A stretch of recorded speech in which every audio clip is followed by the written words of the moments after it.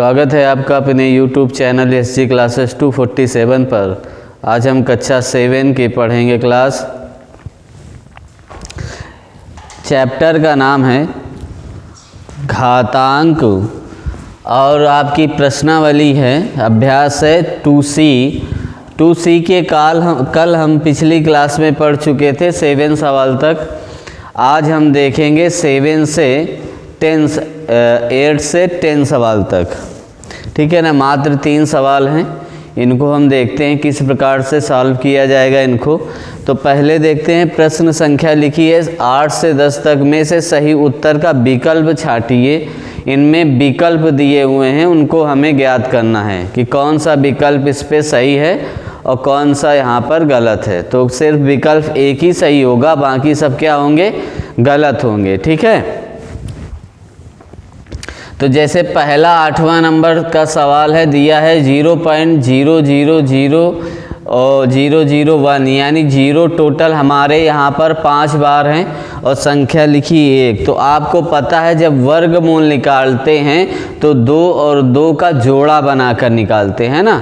तो यहाँ पर हम 2 का जोड़ा बनाएंगे तो संख्याएं कितनी आएंगी, 0 होने चाहिए 2, फिर 1 लिखा होना चाहिए। 1 का वर्गमूल निकालोगे तो 1 ही आएगा। वर्ग करो या वर्गमूल निकालो, उसके साथ कुछ भी करो, मान उसका सदैव क्या रहता है, 1 का 1 ही रहता है, ठीक है। तो इसका मान देखो कहीं पर 0 हो, ये देखो 2 0 है ना इसी पे, बाकी पे सबके अलग अलग है। तो ये आपका ये विकल्प सेकंड क्या हो जाएगा, सही हो जाएगा, ठीक है। अब देखो यहाँ पर लिखा है 0.05 का होल क्यूब। होल क्यूब का मतलब 3 बार गुणा। तो इसको हम करके देख लेते हैं। इसको करोगे 0.05 गुणते 0.05 गुणते 0.05। देखो इसका इस पे आपस में गुणा कराओगे तो 25 आ जाएगा। 25 पूरा 25 लिखा जाएगा क्योंकि 0 लगा है ना। फिर 0 का करोगे तो वही दशमलव कितने अंक बाद लगेगा, 2 अंक ये और 2 अंक ये, टोटल कितने अंक, 4 अंक। तो यहाँ पर 4 अंक बाद क्या लग जाएगा, दशमलव लग जाएगा, ठीक है। अब फिर 25 का क्या करोगे, गुणा करोगे, 0.05 का गुणा करोगे।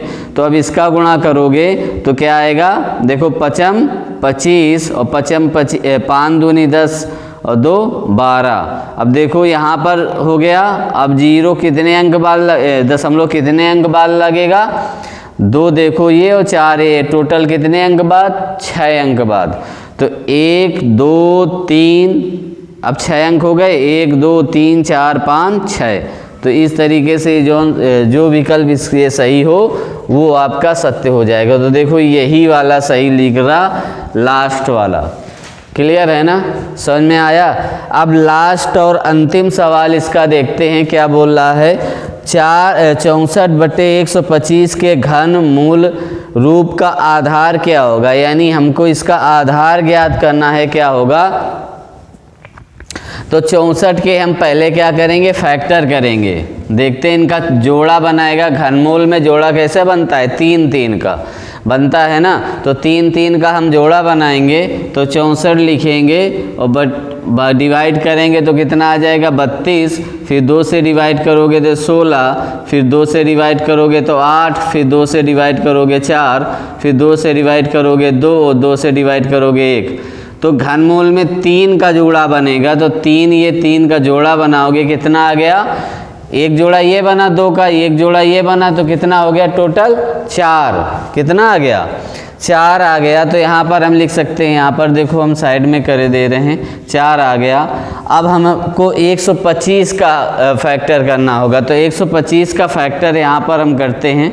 125 में आपको मालूम है इकाई का n यदि 5 आएगा तो 5 ही रहेगा, है ना। डिवाइड 5 से करेंगे तो 5 दूनी 10 और 5 25, फिर 5 से करोगे तो 5 25, फिर 5 से तो 1।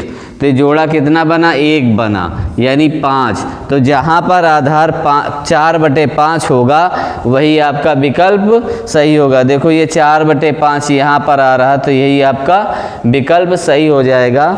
तो बस क्लास को ये लास्ट है, तो लाइक करें, सब्सक्राइब करें, कमेंट करें और शेयर करें। वीडियो अच्छा लगा हो तो नेक्स्ट क्लास में हम देखेंगे इसकी अगली प्रश्नावली जो है, देखते हैं इस पे।